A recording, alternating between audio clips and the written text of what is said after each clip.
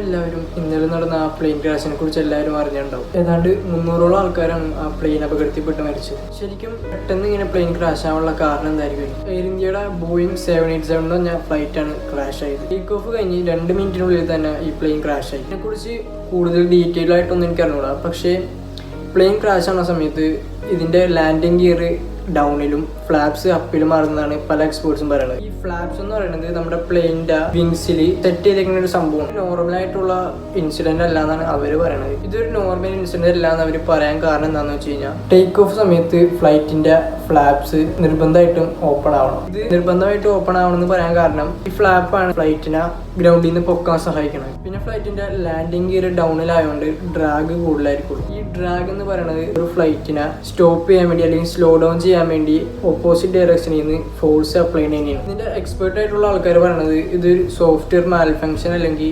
Mechanical failure ആണെന്നൊക്കെയാണ് പറയുന്നത്. ഇത് air ഇന്ത്യയുടെ ബോയിങ് 787ന്റെ 15 വർഷത്തെ സർവീസിലെ ആദ്യത്തെ പ്ലെയിൻ ക്രാഷാണ്. ഈ പ്ലെയിൻ ക്രാഷിൽ ഫ്ലൈറ്റിലുണ്ടായ 242 പേരിൽ 241 പാസഞ്ചേഴ്സും ഗ്രൗണ്ടിലുണ്ടായ 28 ആൾക്കാരാണ് മരണപ്പെട്ടത്. ഒരു പ്ലെയിൻ ക്രാഷ് ആവണമെങ്കിൽ അതിൽ 80% ഹ്യൂമൻ എററും ബാക്കി 15% സിസ്റ്റം ഫെയിലിയറും ബാക്കി എന്തെങ്കിലും കാരണങ്ങൾ കൊണ്ടാണ് ഒരു പ്ലെയിൻ ക്രാഷ് ആവുക. ഇതിൽ ഏത് കാരണം കൊണ്ടാണ് ഈ ഫ്ലൈറ്റ് ക്രാഷ് ആയെന്ന് നമുക്ക് പറയാൻ പറ്റില്ല.